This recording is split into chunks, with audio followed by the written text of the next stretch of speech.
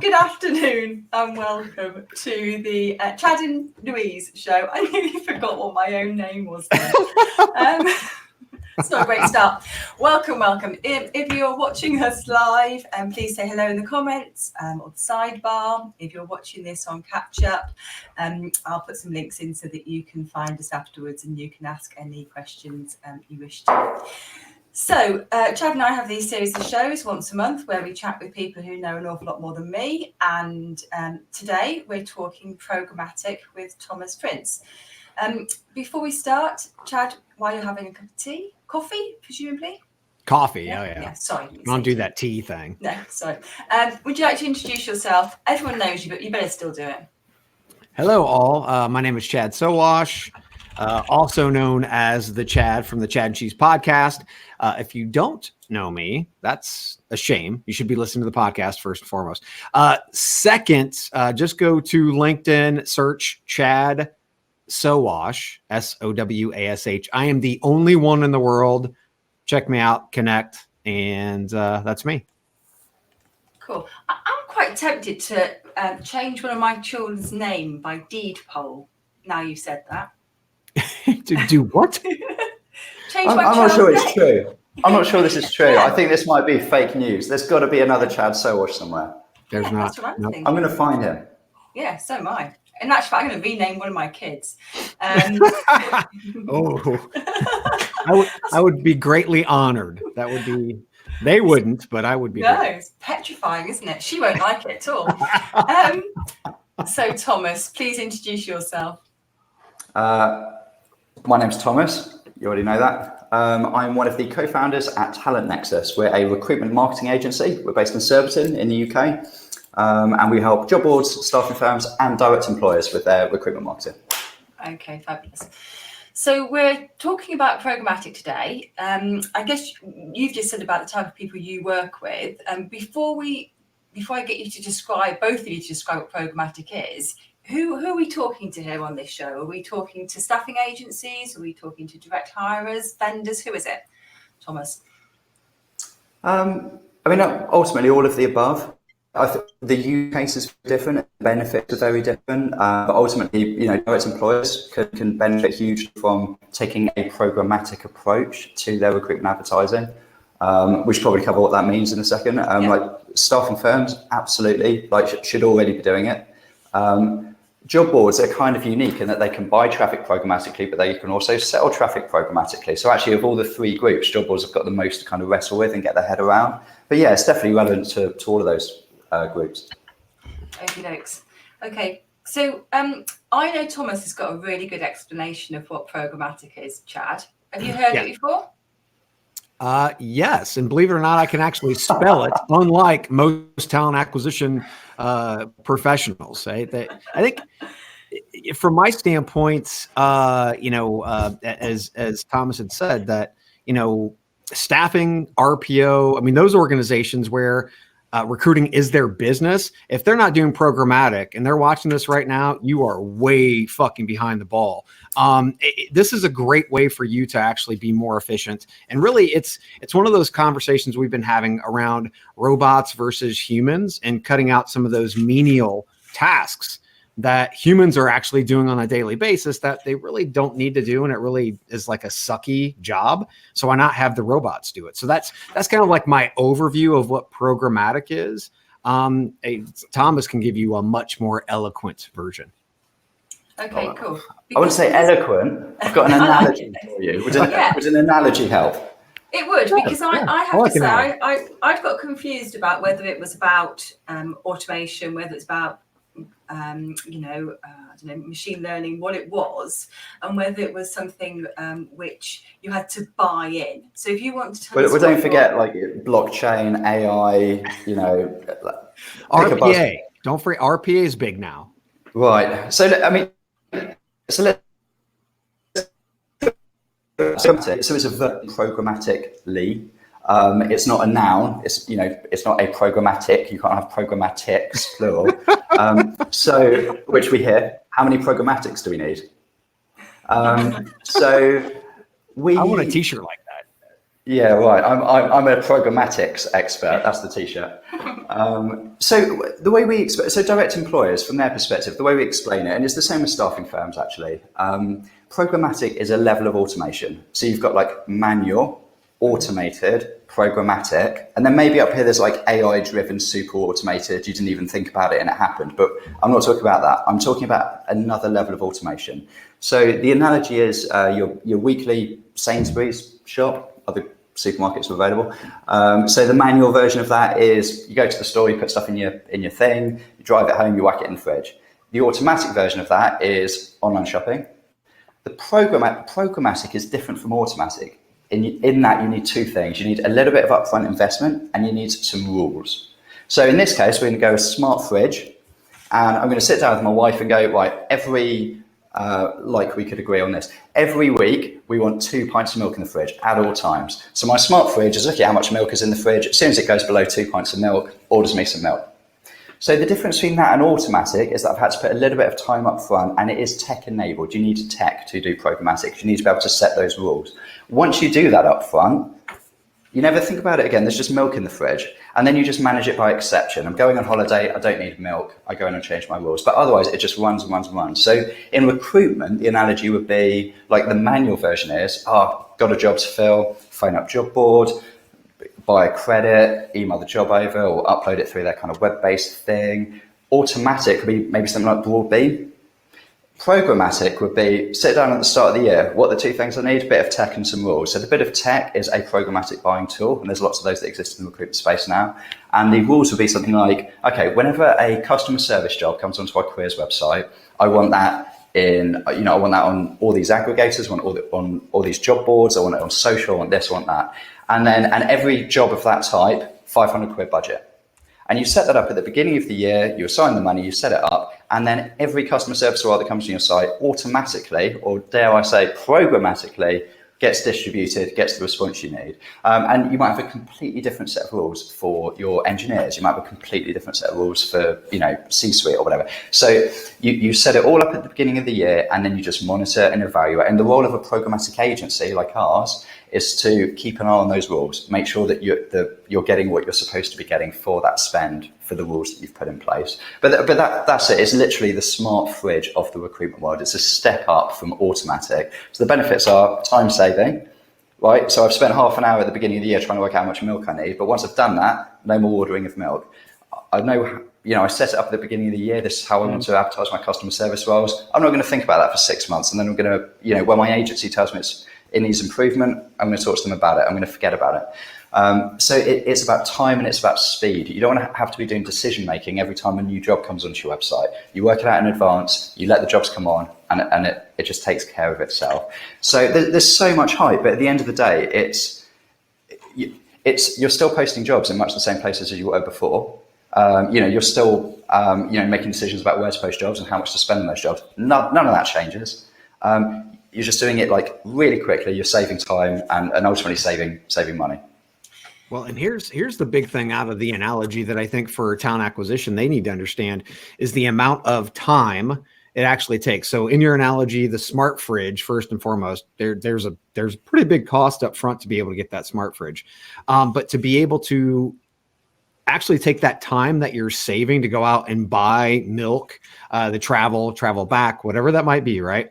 All of that is what your recruiting team is doing on a daily basis. So how much of that time are they actually using every single day or just week to be able to do these little tasks where they could actually be talking to actual human beings? And this is where I believe, once again, bigger tech, better tech helps us be more human because it allows our humans to do more human outreach to real people. Today, it's not being done. People are going into the black hole because they're spending too much time doing stupid shit like this. We can have machines doing it instead.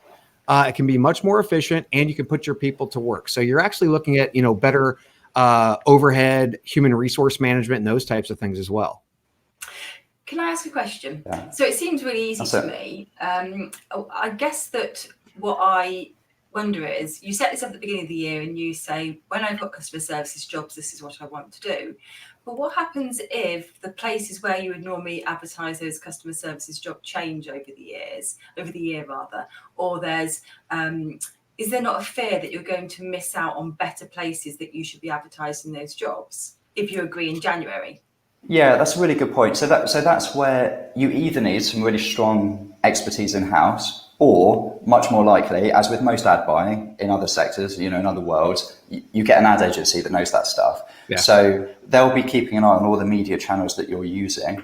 So if someone gives us a job, that might end up on 35 different recruitment websites, from the traditional job boards, if you want to call them that, to the aggregators. That's a blurry distinction nowadays, but ultimately we spend about £1.6 million a month on recruitment traffic. So you need data, right, for this to work. So I need to look at the last customer service job that we had on our side, like going through our tech. I need to look at, okay, well, where did that perform well? And it's not just about applications, it's about getting tracking in place that goes way past that, because I've always thought that those channels that produce the most applications tend to produce the least value. Maybe I'm wrong, varies by sector, but I don't think it's a bad rule of thumb. So you need to be able to track past that. So for staffing firms, that's like a qualified registered candidate, or whatever the status is, where a consultant picks up a CV and goes, they go on the database. Right. For direct employers, that might be interviews. It might be hires, it might be placements, that's even better, but you just need some measure of quality in that. So we've got that data feeding back, and then we adjust the media channels day by day as needed. Let's go back into this a little bit deeper, because I think most companies aren't even having the programmatic conversation because they feel almost like it's like SEO. Remember back in the days, SEO was everything. It was like, oh, we need search engine optimization, Google. It was like magic, but nobody really knew how it worked. Right. Some of the SEO consultants were more smoke and mirrors than they were results. So, I mean, people think of programmatic, I think, in that vein. So if you could dive a little bit deeper and talk about process analytics, return on investment, and some of those companies are really afraid that they're going to lose control over their, oh, I love my Monster, or I love my Indeed, or whatever the hell it is, right? They feel like they're going to lose that control, but they don't. So process analytics, ROI, and control. Tell us about that. Yeah, so I think that the reality, as with all these things, is if you've never done it before, it looks more complicated than it actually is. So let's say you went out and engaged a programmatic agency and said, right, we want to get this set up. We want to run a trial, 3-month trial. That'd be a really normal way to get into this. So you would give them a budget. You'd say, okay, £5,000 a month, or £1,000 a month, or £100,000 a month. Doesn't matter what the budget is. That agency would take all the jobs off your website. You could give them a feed of jobs, but what they probably do for speed, they just scrape them, they just grab all those jobs. So the agency now has a budget and a load of jobs, and they just sit down with you for 2 hours, and they're going to go, right, these are all the jobs we're seeing on your website. How important are these jobs to you? How much do you want to invest to fill these jobs? When do you want us to stop advertising these jobs? Because you could put a rule in place around anything. So a really typical rule would be, keep advertising this customer services role until I get 50 applications, because I've done my ratios and that's what I need to hire someone, or until I spend £500. Because if I've spent £500 and I haven't got those applications, something's going wrong. We're going to delve into that. We're going to work out what that is. Right. So it's completely hands off from if you're the recruiter sitting there in a staff firm or a direct employer, you don't need to be like logging into tech and like trying to assess all the rules and everything. You work with an account manager. Programmatic agencies, like marketing agencies, you speak with someone like me, and you're like, Thomas, we got to change these rules out. We're getting a whole load of new developer jobs on. I want them to have £1,000 budget each. I want them to go on all these websites. Yeah. And a good programmatic agency will give you complete transparency over where that money is being spent, and you can veto those channels. So we might turn around and go, okay, for these jobs, we're going to put it in these 6 different, job boards / aggregators. And, Chad, you might turn around and go, I'm not spending money with those guys. They're a bunch of whatever. Fine. Indeed. Take those out of the list. And so that you retain control over where your jobs go. That's really important. And there's no big tech integrations. Unlike the smart fridge analogy, actually, you don't have to shell out a load of money. It's like you get a free smart fridge. Like a free smart fridge. Thomas is giving out free smart fridges. Woohoo! Big Talent Nexus logo. Can I This is ask the a worst question? analogy. No, it's great. I still like it. See, I understand how this works with your corporate hirer, because you know roughly what jobs are going to be, you know what roles exist in your organisation, and maybe you might change your business model a little bit. But if you're an agency, you don't know what your client's going to come to you with next. So what happens if you're an agency and suddenly you get a new deal and you're doing nurses as a role? Doesn't that mean you have to then spend quite a lot of time having those conversations with someone like you again? It depends. It depends. No is the simple answer. So most staffing firms will have kind of core areas that they work in, whether that's a discipline or a seniority band or whatever it is. Those ones, we'd sit down, we'd work out what the rules are. But equally, they could take any random job from anywhere. For those ones, you kind of do one of two things. You either just block them, you don't advertise those jobs because it's more hassle than it's worth trying to set it all up. Or you say, right, you're the programmatic agency, you take care of it. Advertise those jobs where you know we're going to get decent results. Okay. And you just kind of outsource it. And you'd have your block list, like I never want any of my jobs to appear here, here, or here. But otherwise, you just give it to the programmatic agency. They're going to send those jobs out to places that are kind of data proven to work for that job type. And you just take a step back from it. So I think there's another element to all of this that is always used in the kind of the same breath as programmatic, but is a slightly different thing, which is kind of the pay per performance.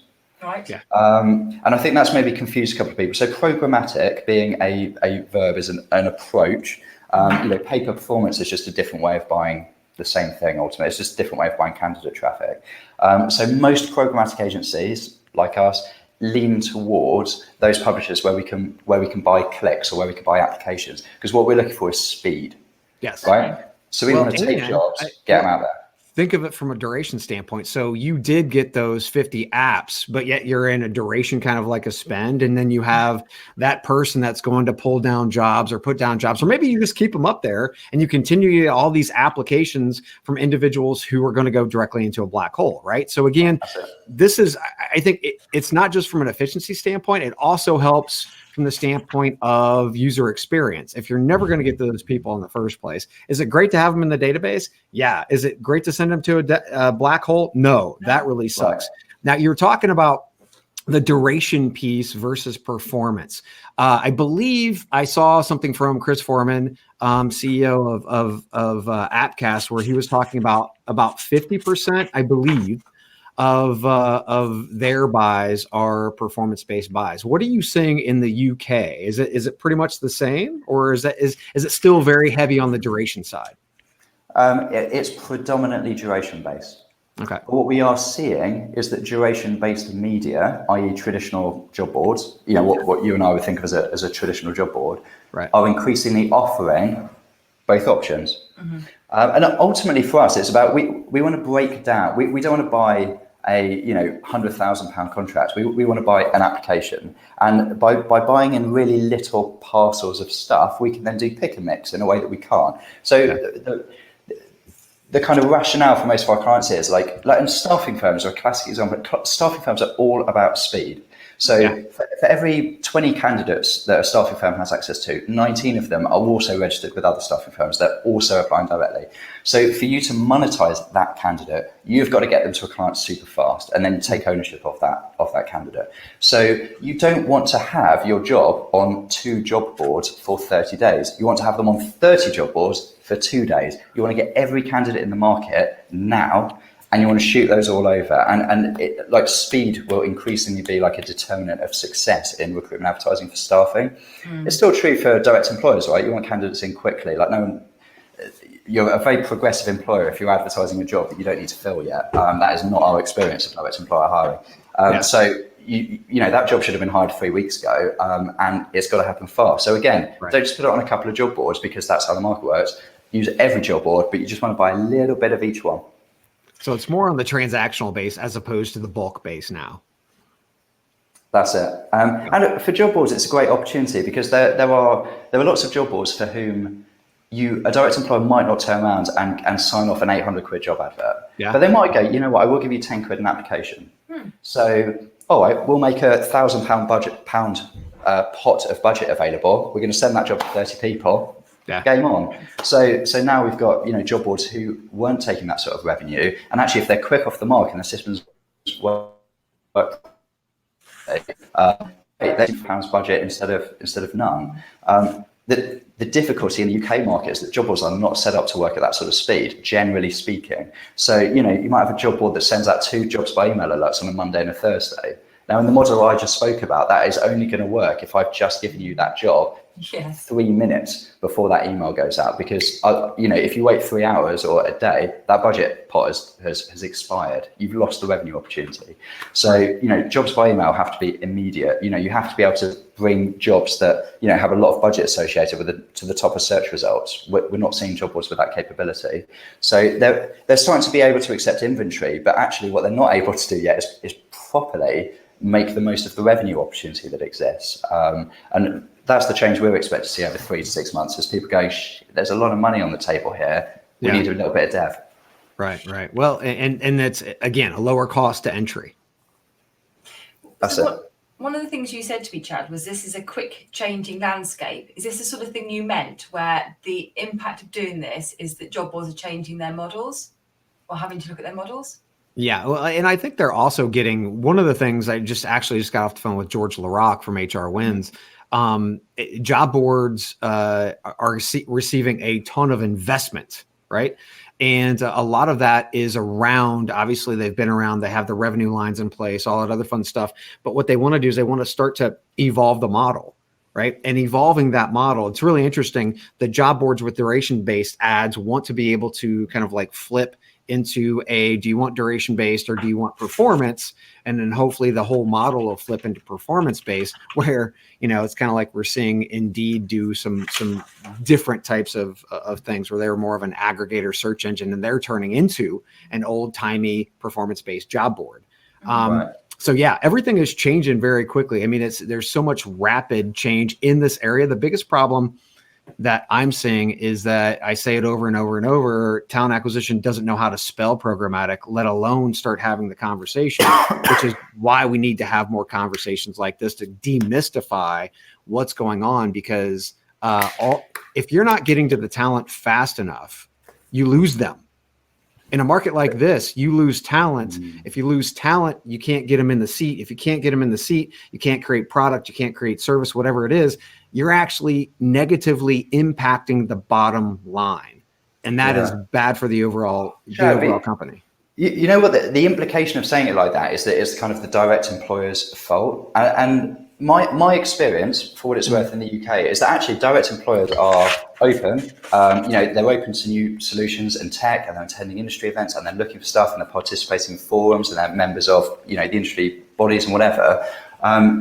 Where that is failing is that the programmatic offerings are terrible at communicating the value of what this is and how it works. And they're so focused on their product and their tech and the buzzwords and the AI and the kind of like the BS that goes with this space, and then to kind of out buzzword the next solution. And they're not going, we're still just advertising your jobs. We're still just like a media agency. It's quicker and it's easier. It's just going to take a bit less of your time, and you might save a little bit of money, but don't do it to save money. Do it because it's cheaper and it's quicker, better candidates, whatever. I don't know why. And I think it's because there are two kind of types of programmatic firm in the markets like us who aren't tech companies. So we use Appcast's buying platform, which is called Clickcast. Appcast, a big US firm. And we're a marketing agency. We license that tech, and then we help our clients to recruit better.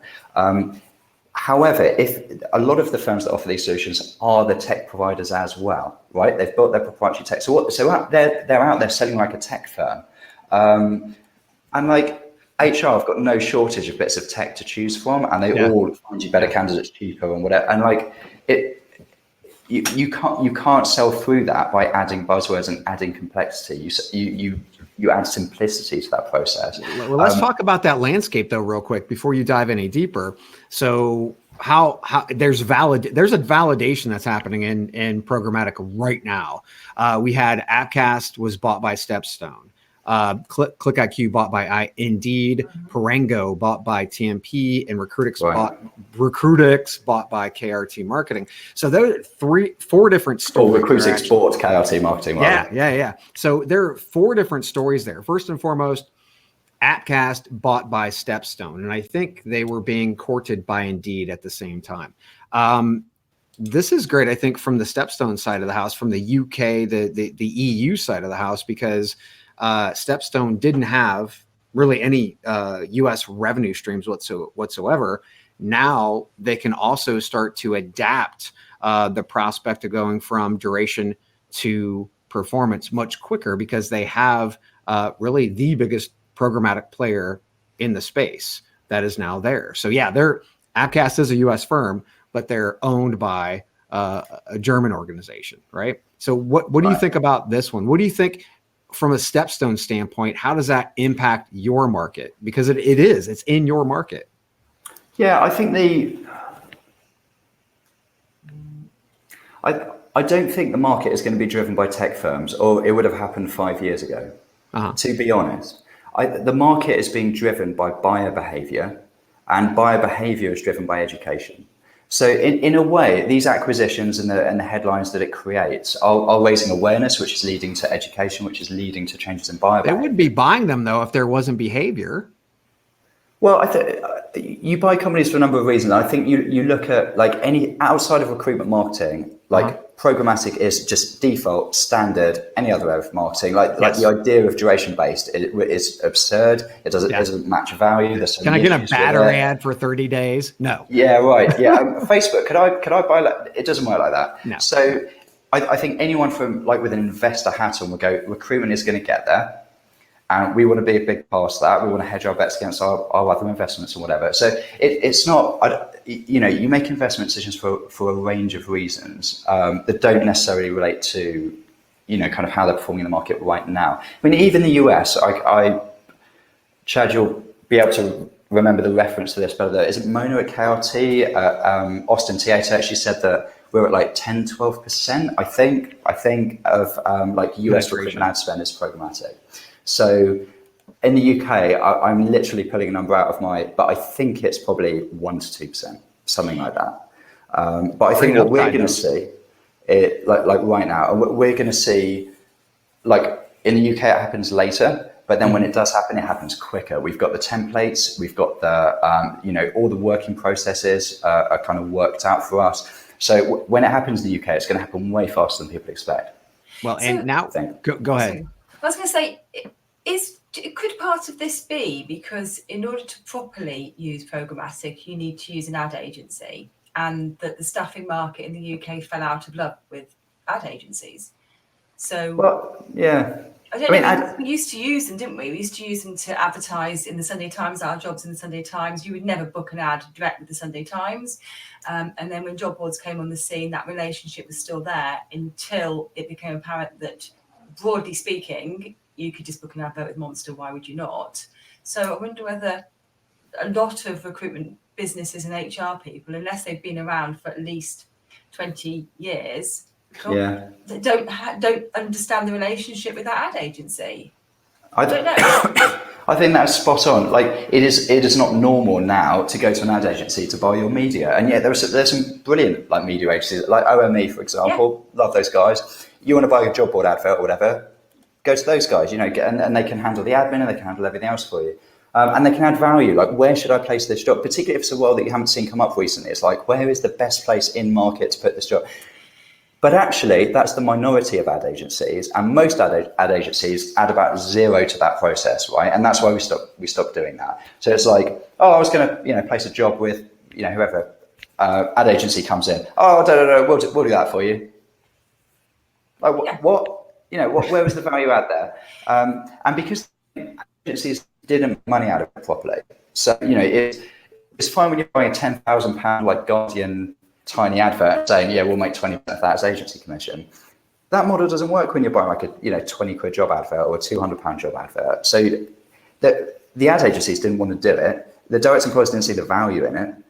But now with something like programmatic coming into the market, we can start to add value again, because Yes. what you need is data, you need buying power, you need scale, and you need real expertise. And we're one of many companies that are developing that. And, all the good recruitment ad agencies will develop this sort of capability over the next 12 months, whether it's sooner or later, because it's absolutely core. And it's a great win-win. As ad agencies, we can charge for our expertise. It's a win for us. And for the people that we're doing it for, they're not spending 1.6 million a month. They're all data. It's clear value add, for them. So hopefully the perspective, the resurgence of agencies adding, ad agencies adding value to that market again. Well, you see Parengo's bought by AIA, TMP and AIA. So, you see that is something obviously they're investing in, because from a full holistic digital strategy, this is something that you're going to need as the tip of the spear, no question, right? And then Recruitix, who I thought was interesting, they went from a tech vendor, kind of like Appcast, into an agency type of a model, but KRT Marketing, who's a pure marketing ad agency, they were really focused heavily on the programmatic side of the house, and Recruitix buys them. So it's like, either an agency buying tech or tech buying agencies. You can see that there is a huge need. And I think that right now, more than any other time in our industry, you should have an agency helping you out through this, because if you don't know what the hell you're doing. I mean, you literally from I'm sure, from a programmatic standpoint, from a brand standpoint, from an experience standpoint, from a tech stack standpoint, right? It's never been this confusing and or exciting for geeks like us. But I mean, if you don't have an agency and you don't see this validation in the market that's actually happening, you've got your head in the sand. Yeah. Can I ask one more question, which is why aren't people like Broadbean and Idibu doing this? Is this not a natural thing for those multi-posters to be doing? Career builder. Don't start. It's a good question. One would think that with the reach that a company like Broadbean has, because in my analogy earlier, right, like manual job posting, Broadbean job posting, programmatic job posting, like, who's the leader in that space? Do the dev, flick the switch, make it happen. But no. In the States, do you see that at all? Chad, is there any of the multi-posters doing this? Oh, yeah, no. And for some reason, I mean, if you see a company like Broadbean, who is owned by Career Builder is not investing in anything. No. So I feel sorry for Dom and the team over there, because I think they have a great opportunity to be able to leverage the technology and the relationships that they already have in place. They have infrastructure in place that they could literally, again, as Thomas said, flip a switch and then everything just rolls from there. But Career Builder isn't looking at investing. They're looking at chopping up and selling at this point. The eQuests of the world, I think they just got fat and happy. I mean, most of the job distribution organizations, much like Monster, we saw this with Monster, they didn't evolve. And what happened to Monster? They fell off the mountain. I see the same thing happening for those organizations who aren't evolving fast enough, and they believe duration and spray and pray is the only way to do it. No, well, I think it's exceptionally weird, but perhaps we better move on from me slagging off people who might at some point be my clients. Well, they probably need a little Louise, that's for sure, because they're not doing a great job. They've got no budget to spend. So what do we need to do to get started then, Thomas? I mean, obviously, it's really apparent you need to work with an agency. It sounds like you can do it yourself, but it would be an awful lot of time. It wouldn't feel very automated if you were doing it all yourself. Well, okay, let's look at what that would look like then. So you could reach out to a programmatic tech company, and if you're a big corporate or big staffing firm, and you've got a good internal marketing team with biddable people, like paid search people in it, like this is not outside the realms of possibility to do in-house. This is not rocket science. It's the same basic principles as any kind of biddable media buying thing. So you could buy a bit of tech. You need a person to run that for most, staffing firms or direct employers. The difficulty is that licensing that tech is expensive.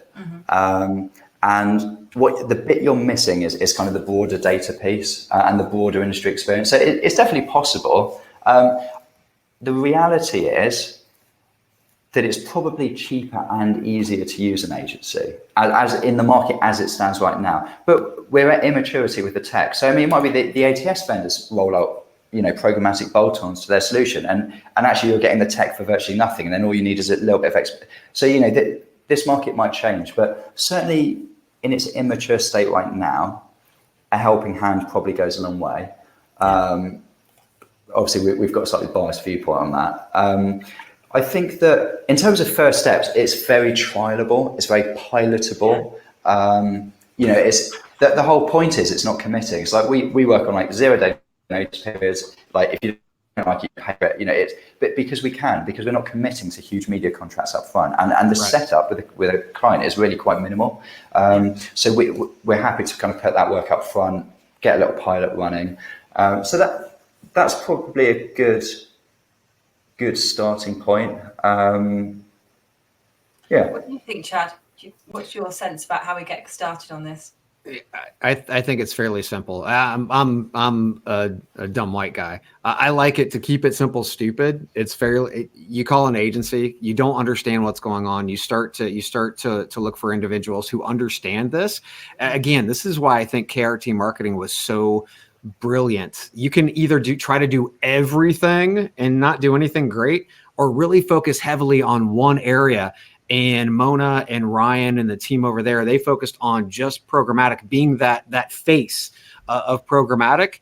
And that was one of the reasons why I believe Recruitix bought them, because they were the ad agency that could be the face to that technology. But we've talked about Appcast, ClickIQ, Parengo, and Recruitix. What are the other players out there that you see, Thomas? I see JobAdX, PandoLogic, and Jovio. Who else is out there? I mean, it doesn't seem like there are a lot of choices. I mean, we're behind that, I think, in the UK. Like we don't have kind of 8 vendors beating down the doors of kind of corporates and big staffing firms. The reality is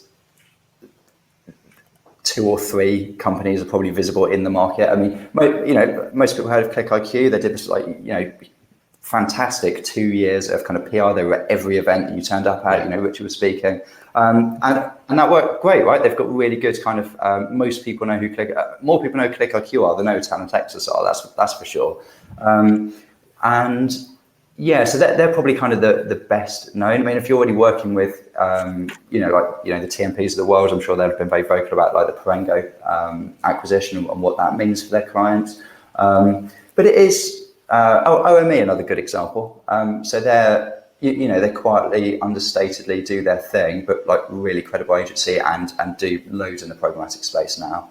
I mean, the companies you're talking about are kind of like tech firms, first and foremost, for the most part. Whereas, like, I guess the noise in the UK comes from the ad agencies, and maybe to an extent that reflects kind of the maturity in the UK market. You need more support, you need more whatever. What's the difference in the ad agencies, though? I mean, because the tech is the tech, and in most cases, you're not going to touch the tech when you're working with an ad agency. Like I said earlier, KRT really focused heavily on programmatic, and they were the face of like a programmatic agency in the US. In the UK, how do you actually at Talent Nexus or one of the other agencies, how do you, if I'm a client, everybody's going to say they do programmatic, but how do I discern who I really want to work with on the stream of programmatic? It's a good question. So the first thing you're looking for is absolute transparency. What you do not want to be buying through is some sort of like network. So I want to know where my job exists. And like, I want a list of all the places that job has been sent to and where I've accrued spend. So complete transparency. You want complete transparency over agency commission. So that the commercials of this world mean that, some of the people we spend money with give us a kickback. Some of them don't. If we're not completely transparent about how that works, there's a risk that we make decisions that are in our best interest as an agency. So you need complete transparency. So you ask the people you're working with, what where have you spent my money? What is the agency commission that you get? Are you going to pass that back to me as the buyer? Are you guys going to keep that? There's nothing wrong with that. It just means I have to pay you less, but I want to know exactly what it is and how it works. Right. So like in a world that's already a little bit cloudy and has the potential to be complicated, absolute transparency, that's the number one criteria. Above and beyond that, it's what it always is. It's relationships. Like if you find a company with whom you've got a really good relationship, with whom you share values, approach, whatever, that's probably 90% of it. You're not going to find a huge amount of difference in terms of cost. Like it costs a certain amount to do this stuff. Most agencies are going to charge that sort of money. So it's about the relationship. In some cases, you might find an agency that kind of is already integrated from a tracking and analytics perspective. That would be handy. Someone whose tech integrates with your ATS. The tech that we use, I think, has more kind of ATS and staffing firm integrations than anyone else. It's one of the things we talk about, but it's not the end of the world if it doesn't, but it's a bit quicker. So they're kind of the sorts of things you're looking at. But ultimately, you need someone that can just sit you down for a couple of hours, with no upfront cost, and just go, tell me how this works for my jobs, for my situation, for my budgets. How does this work for me? What are the benefits I'm going to see? So that's where I'd start if I was looking around the market. Excellent. Well, we've taken 40 minutes of your time to be on the show. We really appreciate it. Thomas Prince, Talent Nexus, where can people find more out about you and all this programmatic fun stuff that you guys do? That is a good question. I'll put my email address down here. Comments, yeah. That's a good start. Yeah. I'm more than happy to speak with anyone. So the best thing to do, just reach out directly to me. If you're in a bit of a sector or something that I don't know much about, it might be that someone on my team is a better place to help you. But I'd love to have an initial chat and maybe we go from there. You have a website though, right? Oh, we have a website. So you can find us at talentnexus.com. There you go. Excellent. Yeah, check with Alex. Make sure you got that right. I got a little. Here he is over here. He won't thank me for putting him on screen. Alex is the man, just so everybody knows. He's the man that gets my cool mic thing working. It worked. Thomas and his team will be with us at our event on the 13th of November as well, and at the Job Board Summit on the 7th and 8th of November. So if you actually want to meet him face to face, that's where he'll be. Excellent. Hopefully he'll have his cowboy hat and boots on. Oh, I hope so. Don't do it. No, okay. So Chad, you and I will be back next month talking about something that's hot. We don't even know what it's going to be yet. Do you remember? No. No, well, exactly. So we're back, I can't remember when, sometime in November. I'll share the link below as well. Thanks ever so much for getting up early for me, Chad. I appreciate it. Thanks for joining. Not a problem. Thanks for joining us, Thomas, and we'll see everybody next week. Always a pleasure. My very blurry screen. The sun is shining here. We'll be back shortly. Which is not normal. No, not at all. See you all soon. Thanks so much. See you guys. Bye. Later.